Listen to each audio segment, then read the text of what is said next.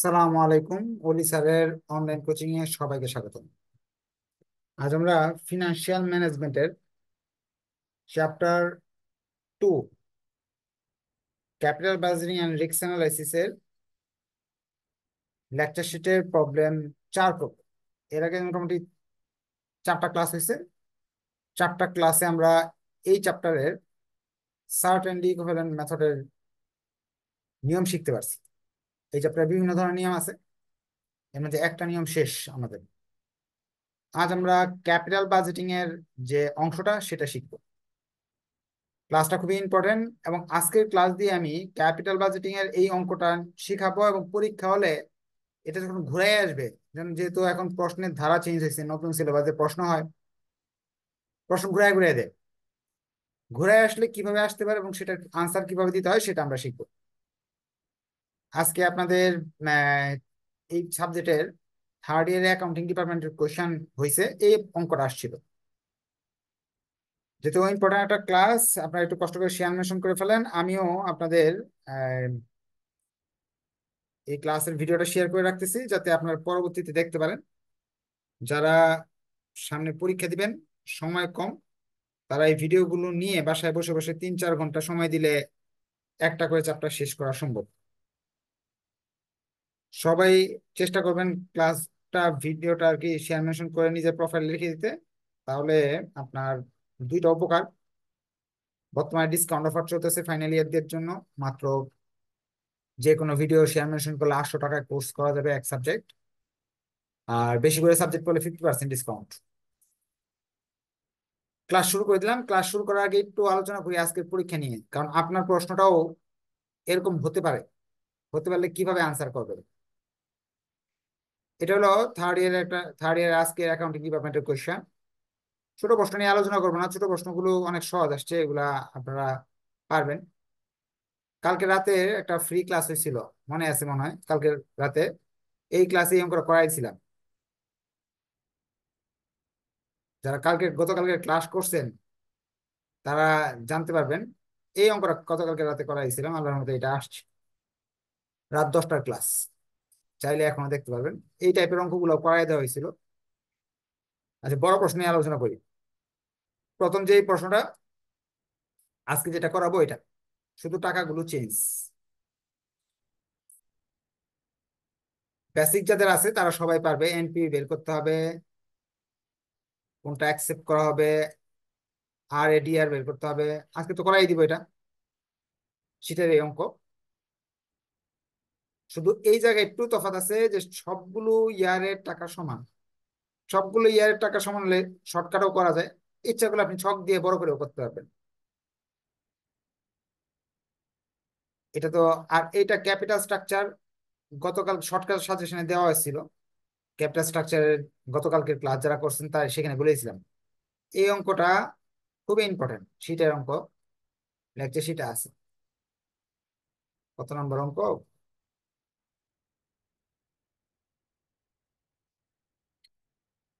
Decision making এর অঙ্ক।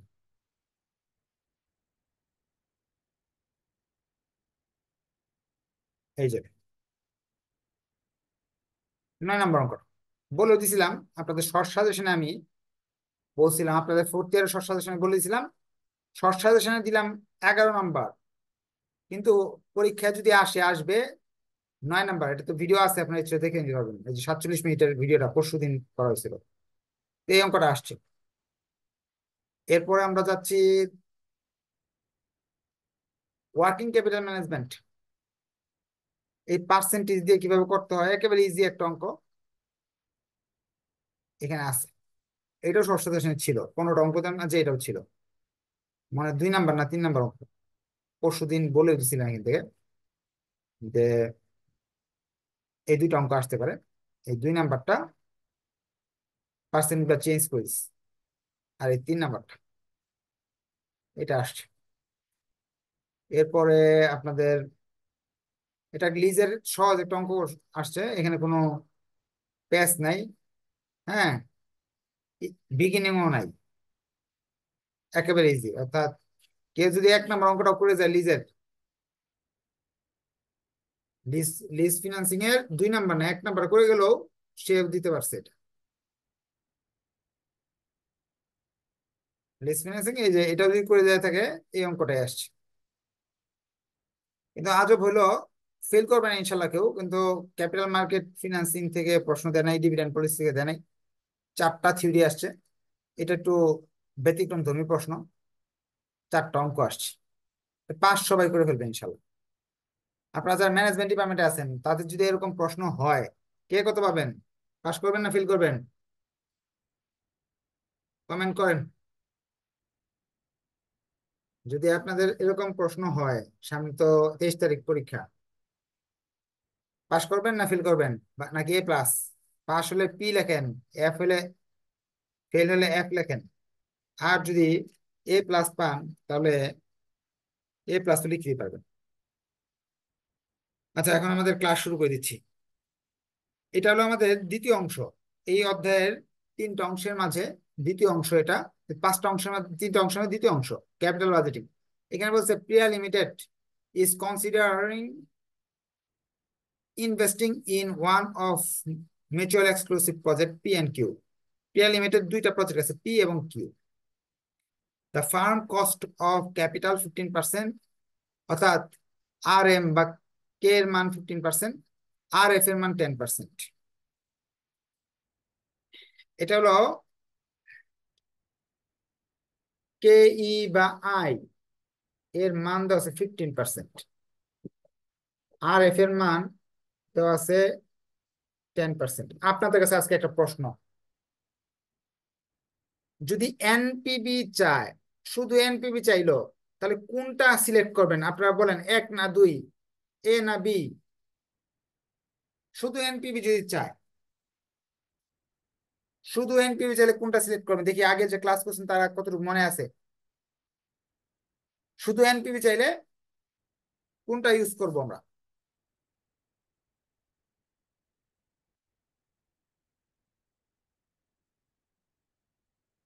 আমার ছাত্র তো আমার পরীক্ষায় পাশ করবে, মাশাল্লাহ, ভালো রেজাল্ট করতে পারবে।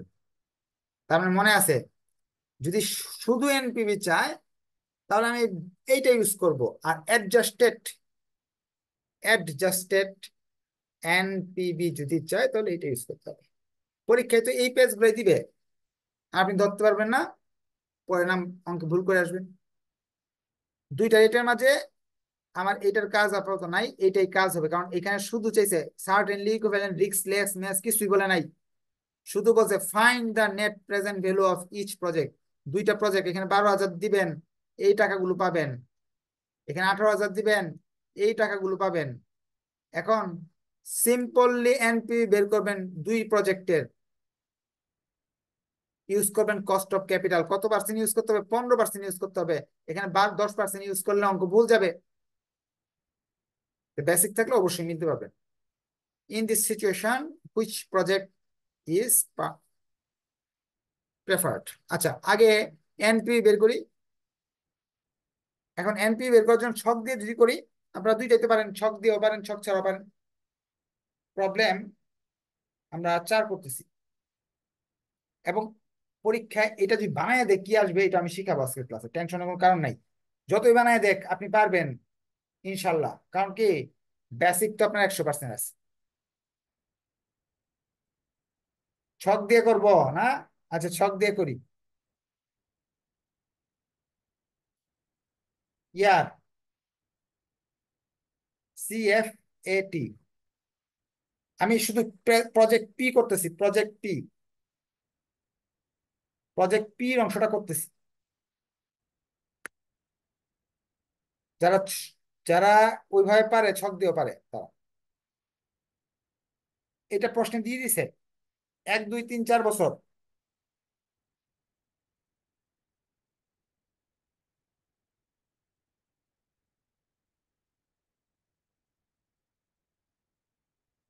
এটা প্রশ্নে দিছে। এনপিও বের করতে হলে আমরা জানি এখানে ডিএফ এর ঘর করতে হয়, আর এখানে পিভি এর ঘর করতে হয়। ডিএফ এর ঘর, এটা যদি 1 নাম্বার ঘর হয়, এটা যদি 2 নাম্বার ঘর, 3 নাম্বার ঘরের সূত্র আছে, ডিএফ এর ঘর 1 ভাগ ফার্স্ট ব্র্যাকেট 1 প্লাস পয়েন্ট, এই যে 15%, এটা নিয়ে আমি অঙ্কটা করবো। পাওয়ার এক দিলে এটা আসবে, দুই দিলে এটা আসবে, তিন দিলে এটা আসবে, চার দিলে আসবে এটা আসবে, সাইন্টিফিক ক্যালকুলেটর দিয়ে এটা বাইর করবেন।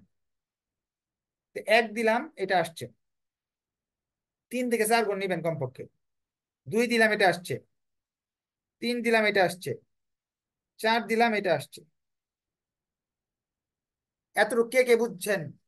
না বুঝতে পারেন আরেকবার বুঝাই, কারণ কালকে এক মেয়ে বলতেছে স্যার সবকিছুই বুঝতে পারছি সলভ ক্লাসে, এই ডিএফ এর করে এই সংখ্যাগুলো কিভাবে আসলো এটা বুঝি নাই, সলভ ক্লাসে এই অঙ্কটাই আসছে, এই অঙ্কটা সে প্রশ্ন করছে। তো তার জন্য আলহামদুলিল্লাহ ভালো হয়েছে, যে প্রশ্ন করছে তার তো আর হয়ে গেল। এই ঘরটা বের করার জন্য এই সূত্র ব্যবহার করতে হবে নাকি? পারেন না? ওকে, ভেরি গুড। পিভি বের করতে হলে দুইটা ঘরের গুণফল লাগবে, অর্থাৎ 4 নাম্বার ঘর করতে হলে 4 = 2 গুণ 3, এই দুইটা ঘরের গুণফল এখানে লিখে ফেলবো, শেষ।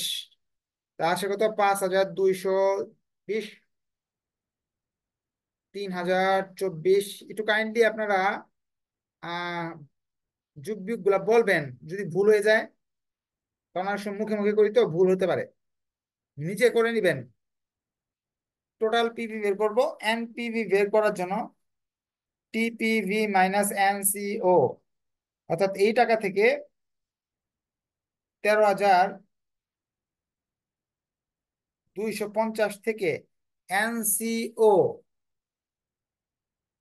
12,000 টাকা, প্রজেক্ট প্রজেক্ট পি তে আপনি বিনিয়োগ করেছেন 12,000 টাকা, এনসি হলো 12,000 টাকা বাদ দিব।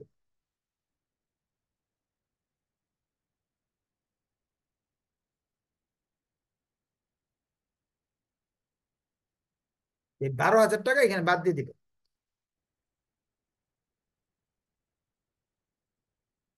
1,250 টাকা আসে না?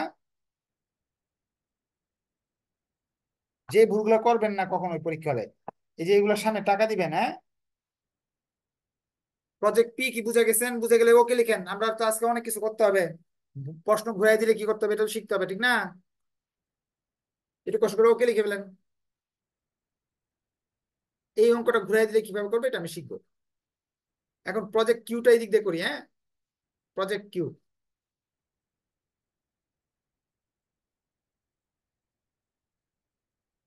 ইয়ার গুলা লিখলাম না, শুধু CF8 লিখে ফেললাম। প্রজেক্ট কিউ এর মাঝে টাকার পরিমাণগুলো অন্যরকম, যেগুলা ছিল সেগুলো লিখে ফেললাম, প্রশ্নে এটা দেওয়া আছে। ডিএফ ডিএফ এইগুলাই বসাই দিলাম।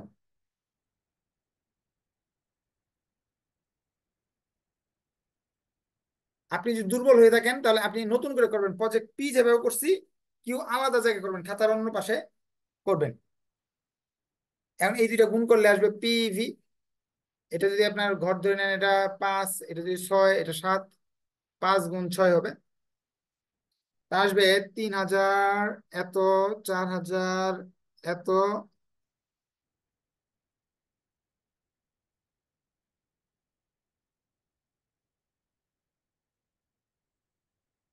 এনপিভি। এনপিভি বের করতে হলে টিপিভি মাইনাস এনসিও। এনসিও হলো আপনার 18,000 টাকা বিনিয়োগ। 2 নাম্বার প্রজেক্টে বিনিয়োগ কত আমাদের? 18,000 টাকা। 18,000 লিখলাম, 1,572 টাকা।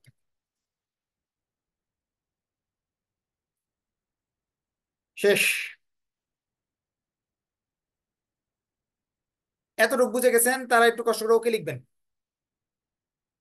প্রথম অংশটা বুঝে গেছেন যারা, তারা একটু কষ্ট করে ওকে লিখবেন। আপনাদের যারা এখন লাইভে আছেন তাদের জন্য একটা ইনস্ট্রাকশন, যদি আপনি নেক্সট ক্লাসটা আবার ফ্রি চান, এবং এই এই যে এই কঠিন প্রশ্নে এইগুলো ঘুরে ফিরিয়ে দিলে কিভাবে অঙ্কটা আসতে পারে সেটা যদি জানতে হয়, নেক্সট ক্লাসে তো করতে হবে। নিয়মিত যদি ফ্রি ক্লাস চান তাহলে শেয়ার মেনশন করতে হবে। এখানে আছেন আপনারা লাইভে, লাইভে স্টুডেন্ট আছেন হলো 100-র উপরে না, কিন্তু শেয়ার হয়েছে মাত্র 17 জন। ভর্তিকৃত স্টুডেন্টরাও শেয়ার করবেন, করলে কি হবে, কখন কি ক্লাস, যেমন ফিনান্সিয়াল ম্যানেজমেন্টের ক্লাস হইতেছে 2টা করে, কারণ আপনি জানেন, অনেকে জানে না। কি কি বার বলেন তো, ভর্তি করে স্টুডেন্টের কাছে জিজ্ঞেস করি। ফিনান্সিয়াল ম্যানেজমেন্টের রবি মঙ্গল বৃহস্পতি রাত 10টা ছাড়া আবার যে ক্লাস হয় কয়টায় বলেন তো? কেউ বলতে পারবেন? কেউ জানেন না? জানলে ইয়েস লেখেন, না জানলে নো লেখেন। ভর্তি করে স্টুডেন্ট যারা আছে, ফিনান্সিয়াল ম্যানেজমেন্টের ক্লাস আরেকটা হয়, জানে না, এই সবাই জানে না। জানে না।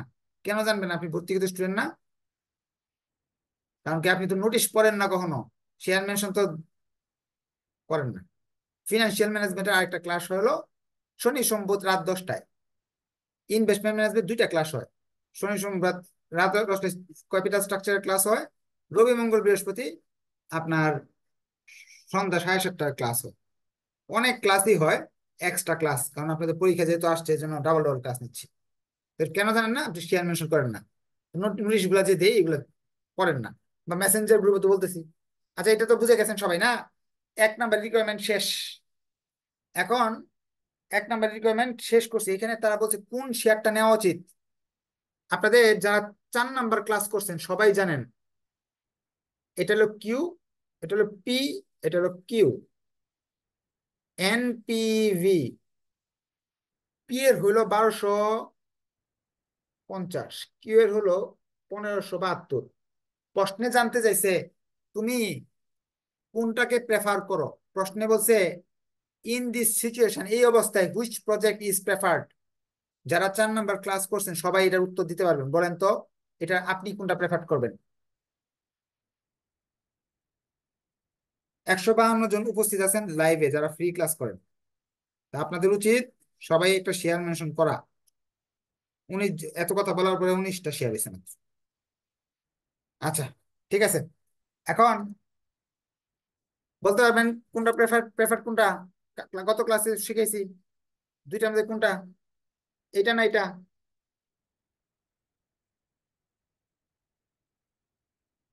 কিউ। আমরা কিউ নিব, কারণ এনপিভি যত বড় হবে সেটা ভালো। আমি গত ক্লাসে শিখিয়ে দিচ্ছি আপনাদের। পি বি পি ছোট ভালো, ছোট। পিবিপি ছোট ভালো। এ কে উল্টাপাল্টা চাপতেছে সে ইয়েতে, ওই জুমে উল্টাপাল্টা চাইবেন না। পিবিপি ছোটটা, ছোটর ভালো।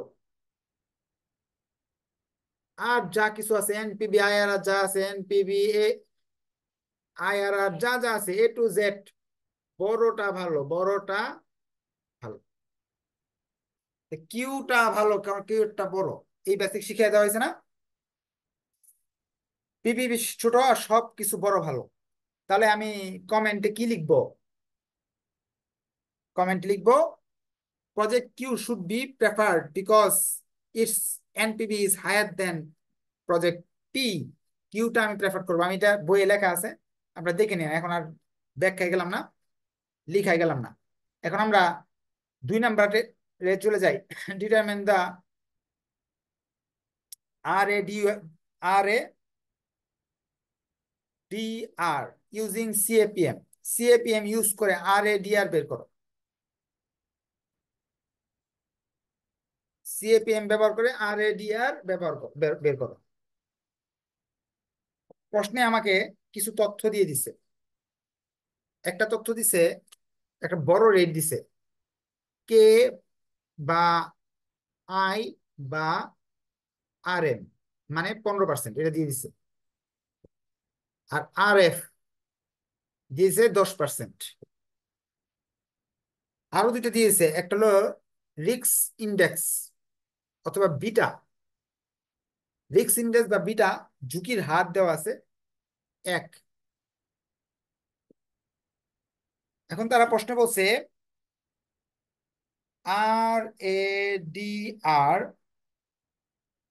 রিস্ক অ্যাডজাস্টেড ডিসকাউন্ট রেট বের করে দেখাবা সিএপিএম এর নীতিমালা অনুযায়ী। সি তে ক্যাপিটাল, এতে আছে প্রাইজিং মডেল অনুযায়ী। এটা বের করো। R F plus R M ও লিখতে পারেন, কে ইউ লিখতে পারেন। আর এফ রিক্স ইন্ডেক্স বা বিটা, এটার সূত্র। এখন তাহলে প্রজেক্ট এটা যদি বের করি, এ না তো, পি। পিটা যদি বের করি, আর এফ 10, 10% মানে 0.10, আর এম বা কেই 15% মানে 0.15, আর এফ 10, রিক্স ইন্ডেক্স পি এর জন্য 1। সম্পূর্ণটা সাইন্টিফিক ক্যালকুলেটর উঠে ফেললাম, আনসার আসলো 0.15 অথবা 15%। এটা কি বুঝতে পারছেন? বুঝতে পারলে একটু কষ্ট করে ওকে লিখেন। আমরা নেক্সটে চলে যাব, আপনাদের প্রশ্ন নিব। কোশ্চেনটা এটা অঙ্কটা শেষ করি। আর এ ডি আর কিউটা যদি বের করতে চাই, আর এফ আর এম এরা তো সব সেম, শুধু এটার হলো 0.60, অর্থাৎ 0.13 অথবা 13%। এইটা পানি ভাতের একটা অঙ্ক যদি আপনি ইনভেস্টমেন্ট নাম আছে প্রাইভেট পড়ে থাকেন, কারণ ইনভেস্টমেন্টের চেয়ে জটিল জটিল অঙ্ক।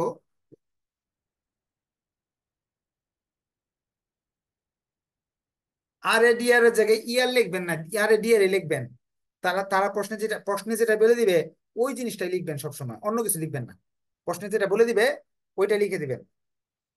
এখন এই পর্যন্ত ক্লিয়ার হয়েছে সবার?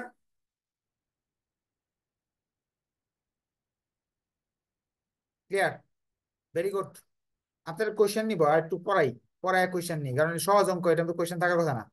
Compare your finding in A and B, which project do you recommend for the firm? A এবং বির অনুযায়ী কোন প্রজেক্টটা নেওয়া উচিত?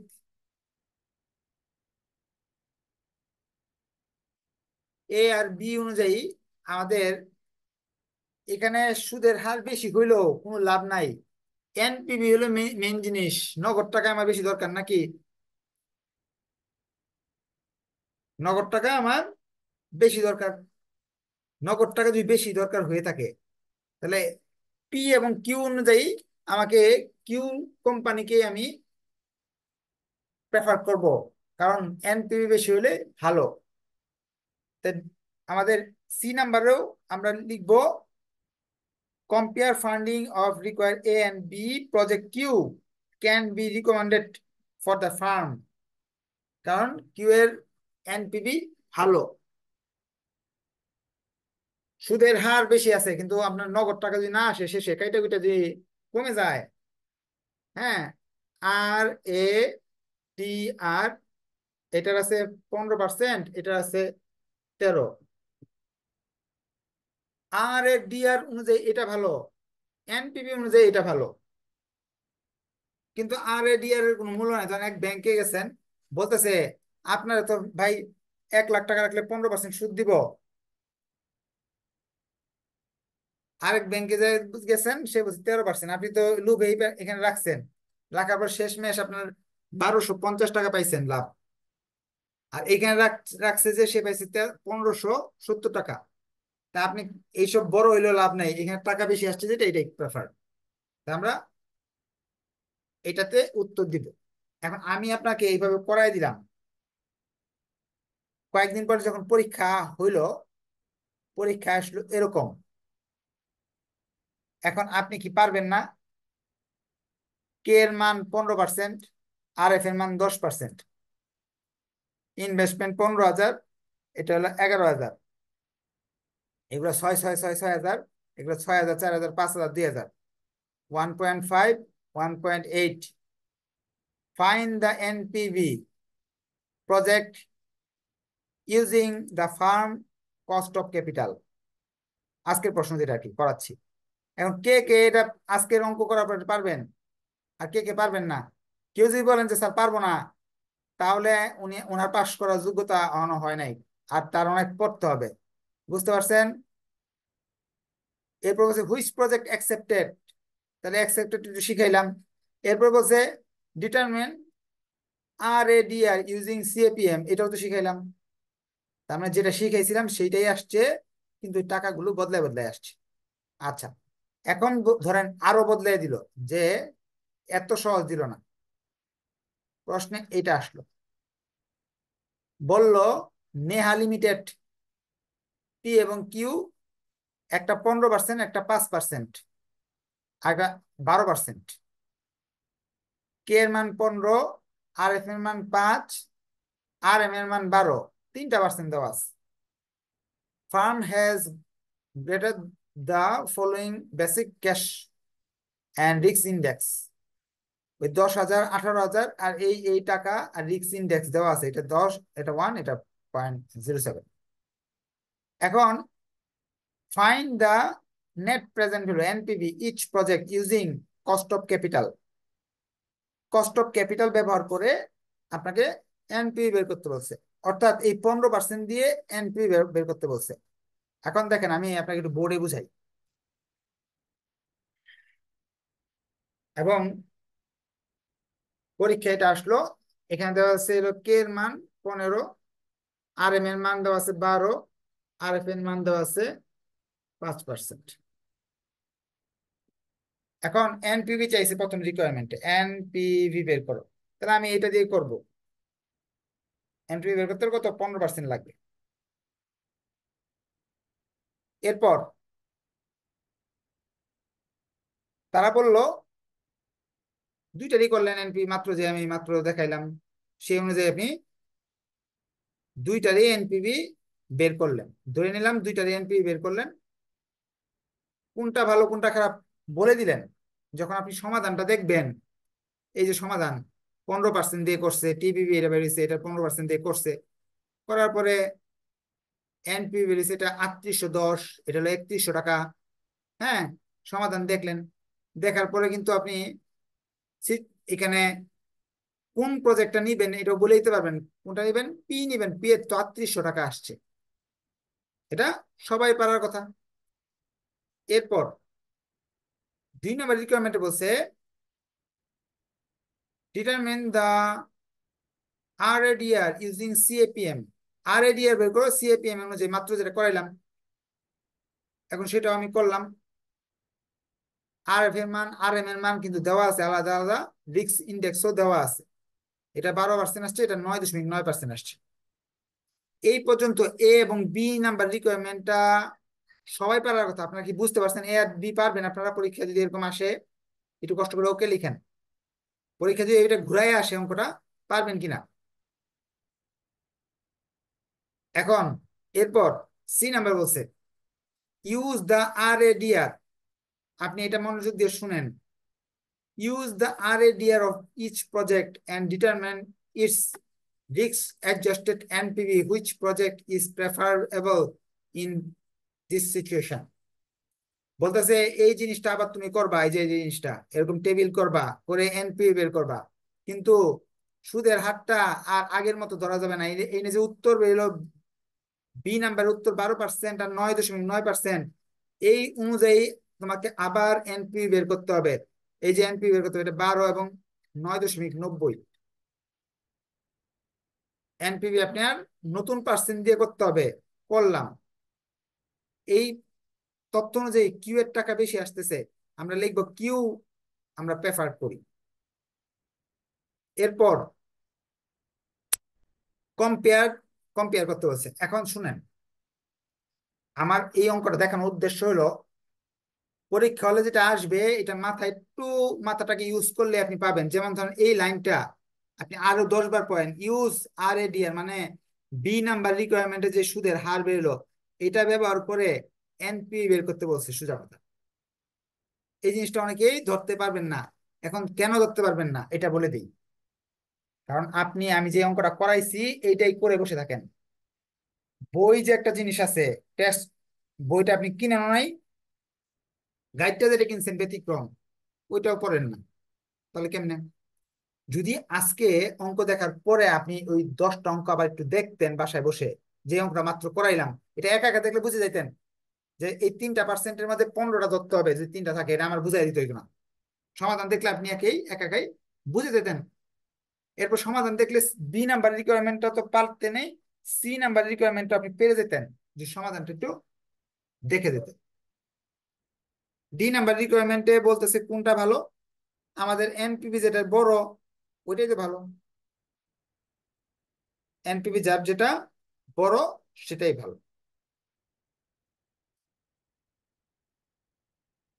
আচ্ছা একটু বলে দিই, 2 নাম্বার রিকোয়ারমেন্ট একটু বলে দিই।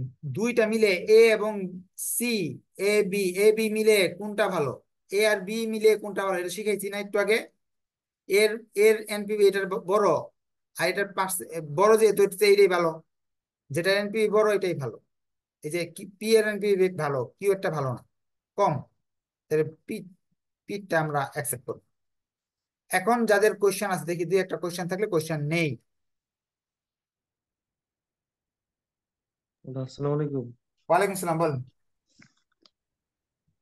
স্যার ওই যে শীট যে দিয়েছেন স্যার, ওইটার লাস্টে স্যার থিওরি লেখার জন্য পয়েন্ট আছে, ওই পয়েন্টের কি কোনো ভিডিও ক্লাস আছে স্যার? না, এটা হলো আপনি এই সেকেন্ড ইয়ারে কমিউনিকেশন যেভাবে শিখাইছি, কমিউনিকেশন যেভাবে লিখতে হয় এইভাবে লিখার চেষ্টা করবেন।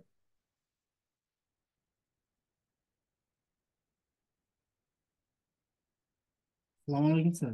ওয়ালাইকুম সালাম। স্যার আর আই আর বিটা কি স্যার এক? এটা একই একই এই একই এই বিষয়, একই। এই বিষয়টা বলবেন। আর একটা বিষয় স্যার, আর আই জেড এর মিনিং কি, ফুল মিনিং কি স্যার? এটা মনে নেই আমার। X index. যাদের কথা শেষ নিচে নামাবেন। আসসালামু আলাইকুম স্যার। ওয়ালাইকুম সালাম। স্যার আজকে যে কোশ্চেনটা হয়েছে অ্যাকাউন্টিং ডিপার্টমেন্টের থার্ড ইয়ারের 4 নাম্বারের পার্সেন্টেজটা বুঝতে পারছি না স্যার, কোনটা ধরতে হবে একটু যদি বলতেন স্যার, সবারই সমস্যা গ্রুপে। আচ্ছা ঠিক আছে ঠিক আছে। এই পার্সেন্টেজ নিয়ে লিজ ফিনান্সিং অঙ্কে অনেকবার কথা বলে দিছি। হ্যাঁ, অনেকবার বলে দিছি, আজকে বলে দিতেছি আবার।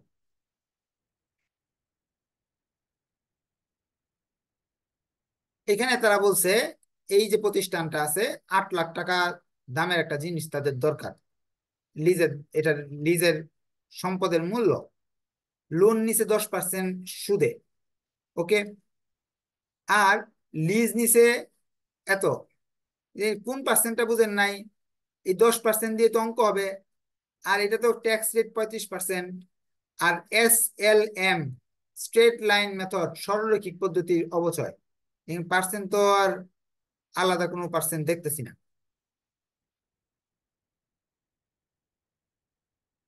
আচ্ছা, আমরা নেক্সট ডে তো ক্লাস করব। আজকে তো বেসিক ক্লাস ছিল, আজকে মনে হয় থার্ড ইয়ারের ছাত্র অনেক কোশ্চেন কোশ্চেন করতেছে। আপনার যদি এই অঙ্কটা, এত সহজ অঙ্ক যদি না বুঝে থাকেন, আবার দেখেন এই ভিডিও, দেখার পরে বলবেন যে স্যার বুঝি নাই, নেক্সট ক্লাসে ওই কোশ্চেন নিব। ধন্যবাদ সবাইকে, নেক্সট ক্লাসে দেখা হবে, আল্লাহ হাফেজ।